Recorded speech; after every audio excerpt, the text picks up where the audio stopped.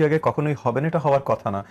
গত বছর বা ইভেন গত অনেক বছর যখন আমরা অনেকে ঐক্যবদ্ধভাবে আমরা সেটা ফ্যাসিবাদ বিরোধী বা স্বৈরাচারী বিরোধী আন্দোলনে লিপ্ত ছিলাম, তখন কিন্তু আমরা স্পেসিফিক একটা টার্গেটেড গোলে আমরা সবাই এক ছিলাম। আমাদের ঐক্যটা ছিল যে গণতন্ত্র হরণ হয়েছে, এই হাসিনার সরকারি ফ্যাসিবাদ সরকার করেছে, এই সরকারকে নামাতে হবে, গণতন্ত্র পুনরুদ্ধার করতে হবে।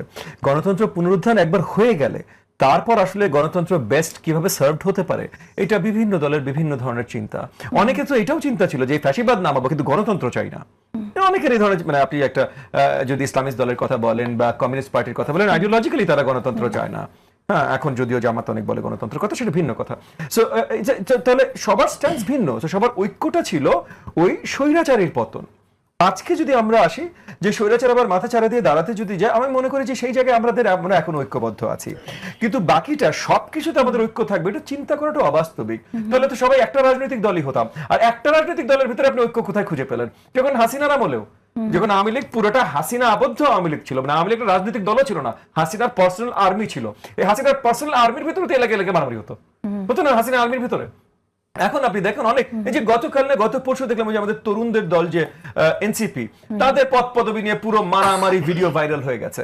তো মানে নিজের দলের ভিতরে ভাই আমরা অনেক সময় রাখতে পারি না। এন্ড ফেয়ার এনাফ, রাজনীতি জিনিসটা এরকম যে you are competing for people's love, which যেটা ট্যান্টামাউন্ট টু, মানে যেটা আসলে প্রক্রিয়াগতভাবে ক্ষমতা, যার জন্য যে ক্ষমতা আমরা আমাদের দেশে আবার আমাদের একটা আমাদের প্র্যাকটিস আছে, হ্যাবিট আছে যে আমরা সরকার পরিচালনা বা সেবা এগুলো বলি না, আমরা বলি ক্ষমতা। সবাই ক্ষমতায় আসতে চায়, আসলে ক্ষমতাটা ওইভাবে হওয়ার কথা না। বাট ক্ষমতার লড়াই যদি হয় তাহলে লোয়েস্ট কমন ডিনোমিনেটর তো ভাই সবচেয়ে বেশি লড়াই ওখানে হবে। সো রাজনৈতিক দলগুলো সবকিছু তো ঐক্য থাকবে এটা হতে পারে না, কিন্তু তারপরও সবকিছু থেকে কোনো কিছুতে ঐক্য থাকার কথা না। তারপরও আমরা ঐক্যমত কমিশনে দেখেছি বেশিরভাগ ইস্যুতে রাজনৈতিক দলগুলো ঐক্যে আসতে সক্ষম হয়েছে।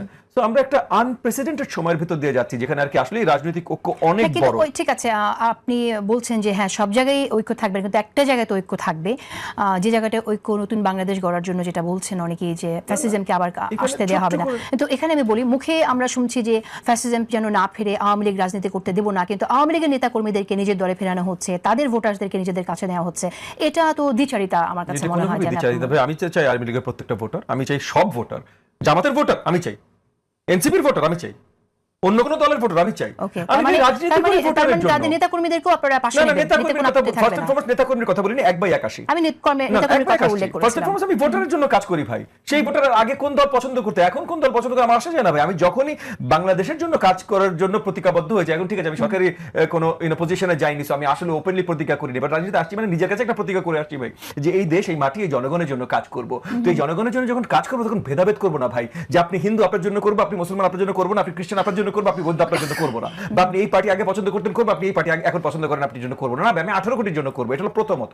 আর দ্বিতীয়ত হলো কারোর কোনো পার্টি করা বা পছন্দ করা কোনোভাবে অপরাধ হতে পারে না। যে অপরাধ করেছে, যেটা আমরা দেখেছি আওয়ামী লীগের বিশাল অঙ্কে, ইফ নট মোস্ট, মানে সব এটা কখনোই বলা যাবে না, বাট মোস্ট নেতৃত্বে যারা ছিলেন তারা দেশের বিরুদ্ধে বিশাল বিশাল অপরাধ করেছেন।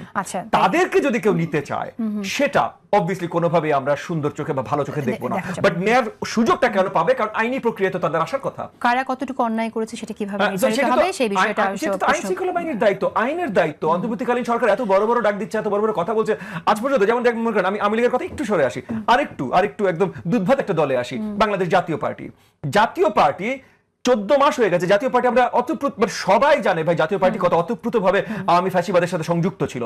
জাতীয় পার্টি মিনিমাম হলো 2018 সালে কত ভোট ডাকাতি করেছে জাতীয় পার্টি, আর কি আপনার অর্থনৈতিক লুটতরাজ করেছে। এরপরও গত 14 মাসে জাতীয় পার্টির একটা বড় নেতার বিরুদ্ধে সরকার কোনো মামলা করেনি, কোনো মামলা দায়ের করেনি। ভুলে যান ভাই যে আওয়ামী লীগের এগেইনস্টে যেগুলো মামলা করেছে এগুলো আসলে সত্যিকারের বিচারিক প্রক্রিয়ায় গেলে প্রত্যেকটা মামলা বাতিল হয়ে যাবে। যে অ্যাকচুয়াল ভাই লক্ষ কোটি টাকা বাংলাদেশ থেকে লুট করে নিয়ে গেছে, তার নামে দিয়েছে 10টা খুনের মামলা, যে 10টা খুনের সাথে সে জড়িতও ছিল না। এখন সে আসলে সে হয়তো ফাঁসির জায়গায় মানে কাঠগড়ায় তার দাঁড়ানোর কথা, কিন্তু মামলাগুলো এমন ভাবে দেওয়া হয়েছে সে সুন্দর সত্যিকার যদি যখন মামলার বিচার হতে যাবে কোর্টের কোনো উপায় থাকবে না এই মামলা খালাস করে দেওয়া ছাড়া, এইভাবে করে মামলা করা হয়েছে। সব বাদ দেন ভাই এই অন্তর্বর্তীকালীন সরকারের কথা। বাট জাতীয় পার্টি, দুধভাত পার্টি, এটারও কাউকে বিচারের আওতায় আনা হয় নাই, বিচারের আওতায় আনা হয় নাই। এরা বড় বড় ডাক দিয়ে যাচ্ছে, তার জন্য একটা পয়েন্টের পর যে একটা ডাক এসে এই পার্টিকেও নিষিদ্ধ করো, এই পার্টিকে নিষিদ্ধ করার ডাক তো প্রথমে আসে নাই ভাই। সো এই জায়গাগুলোতে আইন শৃঙ্খলা বাহিনী, আইন ব্যবস্থা এবং সরকার, এই যে অন্তর্বর্তীকালীন সরকারের ভুল দোষ এইগুলো একটা দুটা না ভাই, সব জায়গায় তারা কি বলেছিল, তারা বিচার করবে, তারা জুলাই যোদ্ধাদের সুরক্ষা দেবে এবং ফাইনালি তারা নির্বাচন দেবে। তারা জুলাই যোদ্ধাদের সুরক্ষা আজ পর্যন্ত এখনো দেখেন চিকিৎসার অভাবে বসে আছেন, তারা বিচার প্রক্রিয়া কোনো কিছু ঠিকভাবে করতে পারে নাই। অ্যাটলিস্ট নির্বাচনটা যদি ঠিকভাবে দিতে